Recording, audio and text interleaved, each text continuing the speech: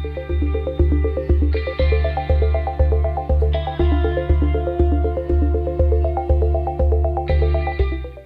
everyone, I'm Juanita, and in this video, we will learn how to improve your code quality using the Code Analysis pane.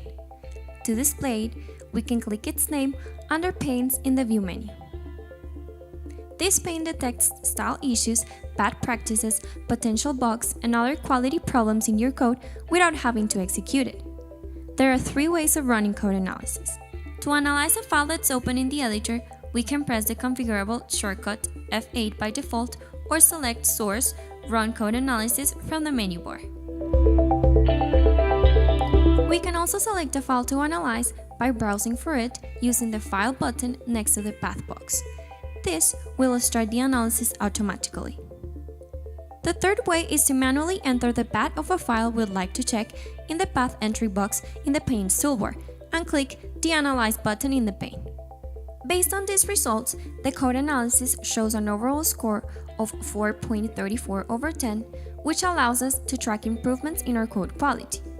We can also expand or collapse one or all the sections in the pane to be able to see the piling errors, warnings, and messages identifying the issues with our code. For example, the results tell us that there is a warning on line 20.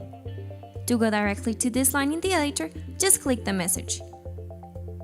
Here, the code analysis says there is a bad whitespace issue.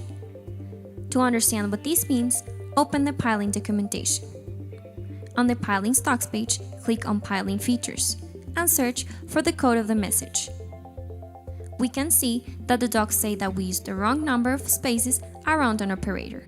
We can fix the error by adding 1 space before and after the operator in this variable assignment.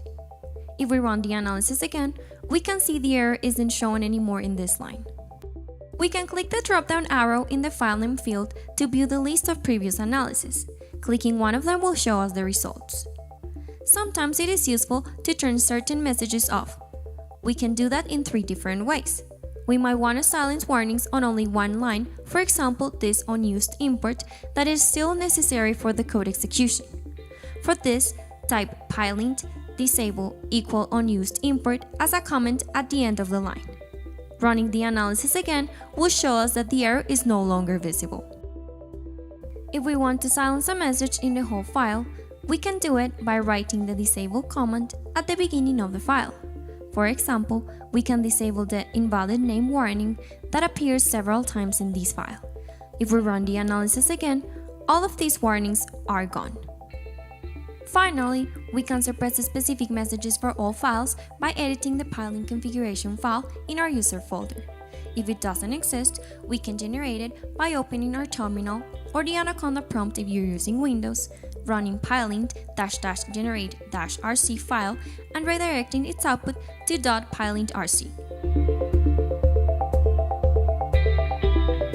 Now, we can go to the message control section in this file and add the corresponding piling message name. For example, no naming module.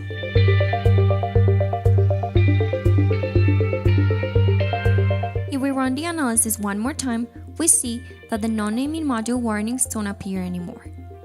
We can see that the score of our file increased to 7.63 over 10, a big improvement over the previous 434. Now that we've learned how to improve the quality of our code, you're ready to write cleaner and more correct programs using Spyder. Stay tuned for our next videos, and as always, happy Spydering!